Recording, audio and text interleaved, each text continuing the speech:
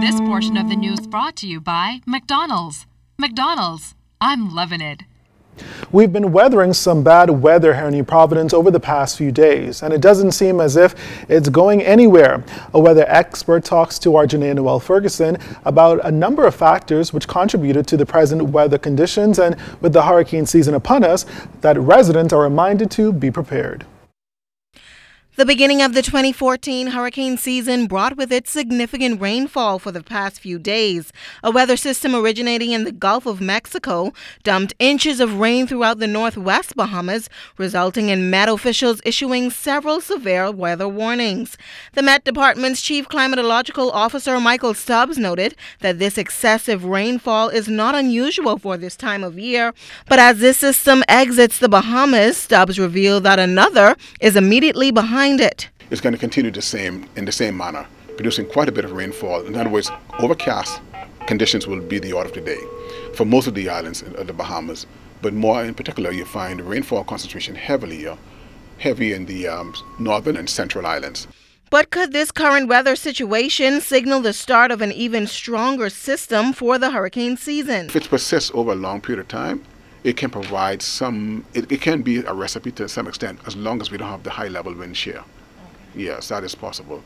But right now, there's nothing to indicate, or there's nothing actually that give us any reason to believe that the opportunity is here now for the formation of a cyclone. Stubbs noted that new developments and infrastructure also lead to flooding issues. In other words, have a case of deforestation where we cut down the trees everywhere and then we create concrete platforms or roadways, or even in our constructions that we do so much so that we actually prevent water from draining rather quickly.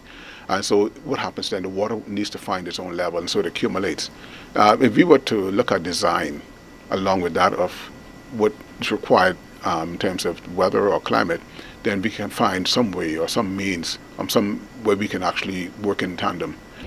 Now, while the opening of the hurricane season brought with it many weather systems, Stubbs said it is predicted to be a low-key year, but he reiterated that it only takes one storm, and he advised residents to always be prepared. In order to mitigate, in order to avoid any disappointment and disaster, we still stress the point that residents ought to take the time now, pretty early, although we're in this hurricane season officially. And if you're in a low-lying area, you want to make sure have an alternative route, alternative place of refuge in the event you have to relocate if you have flooding. Janae Noel Ferguson, ZNS Network News. Residents in Pinewood Gardens may soon get the relief they're hoping for. The area's Member of Parliament says recommendations in a proposal that has been presented to Cabinet are expected to fix the problem at a significantly reduced cost while positively impacting the entire southern corridor. We get that story tonight from Fern Carey. Flooding continues to be an ongoing challenge in Pinewood Gardens. However, area MP Kayla's Roll has a proposal he believes will fix the problem. And he revealed details of that plan Thursday while focusing on some of the core challenges in the area. Pinewood lies between two ridges. It's low-lying. It has a very shallow water table. So ordinarily, after an hour of rain, you begin to see flooding. No matter how many drainage wells you put in Pinewood, the problem will still exist, particularly during times when there is high tide and rain at the same time. The drains just become overwhelmed immediately. There is no place for the water to go. Rowe talked about how those challenges will be addressed moving forward. Regrading some of the roads, meaning lowering the roads and repaving them, and creating a way for water to run off. And the runoff will be into the Seabreeze Canal and other areas identified. And the beauty of the plan that has been identified is that it helps us to create a whole new city in the southern district. The study was conducted after the severe flooding almost devastated Pinewood Gardens last year. Now, teams from the Ministry of Works are expected to begin clearing the drains here in Pinewood Gardens by the end of the month. I wrote Ministry of Works last week, and I got it undertaken from the Deputy Prime Minister that they will start relatively soon. Now, the study is still awaiting cabinet approval. However, Roll noted that the recommendations can be implemented at a reduced cost of $8 to $13 million and will impact the entire southern corridor. Vern Carey, ZNS Network News.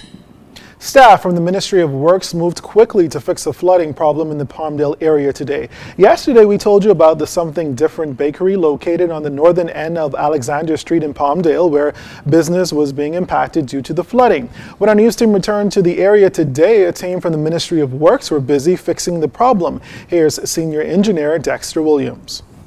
Well, right here adjacent to the shop is just 20 feet deep. We can't get any deeper. It means that some foreign object is inside there, which is impeding the flow of the water. So I would use this medium to appeal to my Bahamian brothers and sisters not to throw any foreign objects inside the well, or if they see anyone undertaking to do so, they should step in and ask them to desist. Owner of the Something Different bakery, Samantha Mori, was happy for the quick response. We got an email from them yesterday morning explaining to us that one of their key staff members was out sick for a couple of weeks, and he had returned yesterday on Monday, and that we should see some response very quickly, and so we're thrilled. In news on education tonight, the budget debate continued in the House of Assembly this morning with the Member of Parliament for Marathon, the Minister of Education, the Honorable Jerome Fitzgerald, taking the floor. He acknowledged that the delay in officially regularizing a group of teachers who have not received their confirmation letters as far back as 8 years. The Minister of Education continued that his ministry will employ over 100 new teachers for the new school year, 40 coming from the College of the Bahamas, and 54 intervention specialist educators at a cost of some $2 million. When the member for St. Anne's gets up and attempts to criticize the Ministry of Education, and I assume at the time he's criticizing me as minister because I have ultimate responsibility for ensuring that the teachers are paid and whatever monies are due to them are due to them. I don't think he understood fully when he made the statement that actually I am attempting to clean up the mess really that my predecessors left in place from the other side, Mr. Speaker. But I am happy to report, Mr. Speaker, that over the past year and about 2 months, we have been able, Mr. Speaker, to pay out approximately $3.5 million of the $4.5 that is owed to teachers, and that represents payment to 800 teachers, Mr. Speaker. 800 teachers. Mr. Speaker, $600,000 of that 3.5 will be paid during this pay period in June. Still talking education, Bahamas Union of Teachers President Belinda Wilson says the union is presently in negotiations for the 2013-2016 collective bargaining agreement. Mrs. Wilson maintains the union has been negotiating since May 12th and admitted that so far the matter is progressing. Thus far, it's non-contentious because we're actually dealing with the non-economic matters.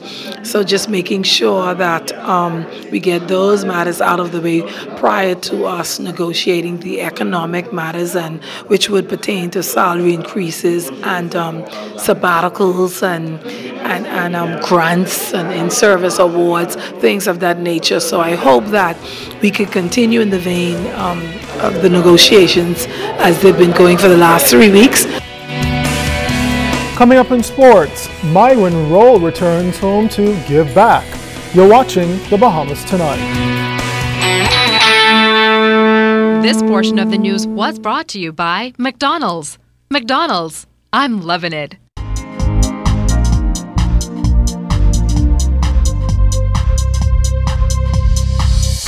This is your Royal Fidelity Business News. I'm Sieska Adderley. Sandals Resorts International Chairman Gordon Butch Stewart was awarded the Leadership Award at the Invest Now Caribbean Summit in New York City. It's the biggest global summit on the Caribbean outside the region. Stewart was honored for his investment, commitment, and dedication to the Caribbean. In other business news, Royal Bank of Canada has awarded a $75,000 Blue Water Project Leadership Grant to the College of the Bahamas as part of its $50 million global initiative to help provide access to drinkable, swimmable, fishable fresh water for generations to come. RBC's Managing Director, Nathaniel Benaby. The College of the Bahamas will be using the funds to aid the efforts of the college in preserving fresh water and promoting responsible water use, especially within the hotel and tourism industry. And in international news, one of the world's largest online travel agencies, Expedia, has become the latest company to accept Bitcoin transactions as a form of payment. The firm will initially accept the virtual currency for hotel bookings only and is currently restricting the trial to its U.S. site. Expedia's announcement comes after a turbulent few months for Bitcoin, which has been plagued by security concerns. This has been your Royal Fidelity Business News. I'm C.S. Scouterly.